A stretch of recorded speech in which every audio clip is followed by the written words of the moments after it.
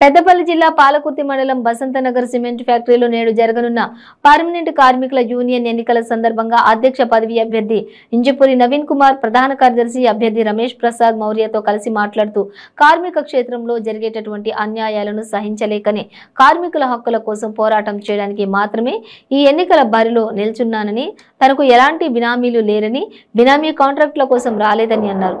కార్మికుల దగ్గర డబ్బులు వసూలు చేయడానికి రాలేదని, తనకు ప్రిన్సిపల్స్ ఉన్నాయని తెలిపారు. విజ్ఞులైన కార్మికులందరినీ ఒకేసారి ఆలోచన చేసి యూనియన్ ఎన్నికలలో ధర్మచక్రం గుర్తుకు ఓటు వేసి తనను గెలిపించాలని కోరారు.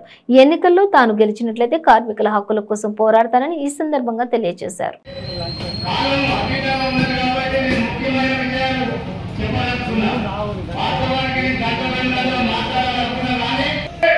అందరికీ నమస్కారం. రేపు సోమవారం 20వ తారీఖు కేశవరం ఎలక్షన్లో ప్రధాన కార్యదర్శిగా రమేష్ ప్రసాద్ మౌర్య, అధ్యక్ష అభ్యర్థిగా ఇంజపూరి అనేటువంటి నేను బరిలో ఉన్నటువంటి విషయం మీ అందరికీ తెలిసిందే.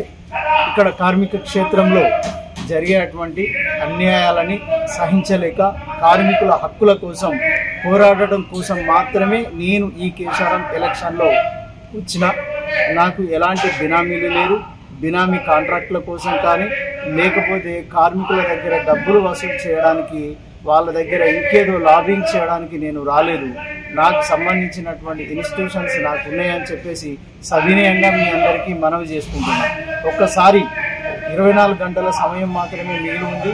మీరు విఘ్నులైనటువంటి కార్మిక సోదరులందరికీ కూడా మరొకసారి విజ్ఞప్తి చేస్తున్నా, మీరు ఒక్కసారి ఆలోచించి మా ధర్మచక్రం గుర్తు మీద మీరు ఓటు వేసినట్లయితే 2 సంవత్సరాల పాటు మీకు మీ కార్మిక హక్కుల కోసం పోరాటం చేస్తానని చెప్పేసి సవినయంగా మనవి